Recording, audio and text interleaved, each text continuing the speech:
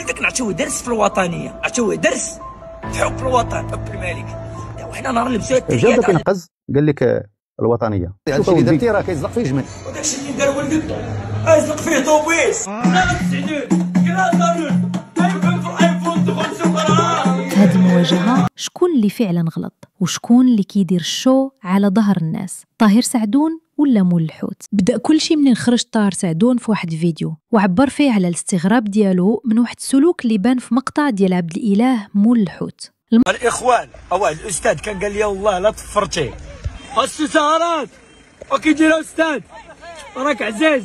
مقطع كان كيبان فيه على حساب طاهر سعدون واحد التصرف ديال التعالي على أستاذ ديال مول الحوت في شي مرحلة من حياته، والطاهر سعدون ما شافش هاد المشهد غير لقطة ودازت، بل شاف فيها علامة على تغير ماشي في محلو في شخصية عبد الإله مول الحوت. وما دازوش ساعات بزاف حتى جا الرد من عند مول الحوت، خرج حتى هو في واحد الفيديو. ولدك نعطيوه درس في الوطنيه، نعطيوه درس في حب الوطن، حب الملك.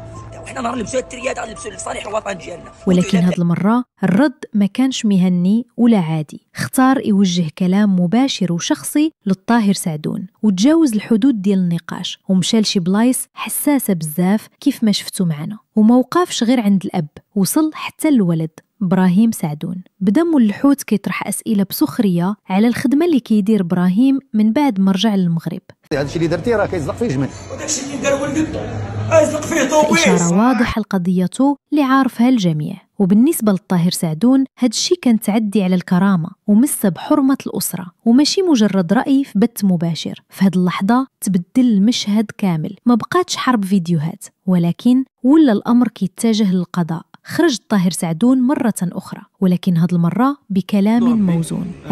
في قضية ديال المسمى من مراكش اللي كان سب الأستاذ وتدخلت أنا، اتهمنا بالكفر واتهمنا ابني بالكفر، وبالتالي كما تيقولوا المغاربه دابا الان وصل السيل الزوبه. دابا طلعت الكتبه لهذاك السيد ديال مراكش، ما غنتفاكش معاه وستفاجؤون ان شاء الله ابتداء من الاسبوع القادم. أعلن بأنه غادي يرفع دعوى قضائية ضد عبد الإله مول الحوت بسبب التجريح والإسقاطات اللي مساته هو وعائلته، وزاد قال بأنه غادي يكشف تفاصيل جديدة في الأيام الجاية، وبأن الموضوع كبر وما بقاش مجرد جدل ديال السوشيال ميديا. ومع الانتشار ديال الفيديوهات وردود الطرفين دخل الرأي العام على الخط. الناس بزاف شافوا بأن الهجوم على بن سعدون تجاوز الحدود، وأن السخرية من الماضي ديالو ضرب تحت الحزام، وكاينين اللي طالبوا بفتح تحقيق ومتابعة قانونية، حيث اللي دار مول الحوت كيبان تشهير وماشي حرية تعبير. وهكذا قصة بدات بتعليق بسيط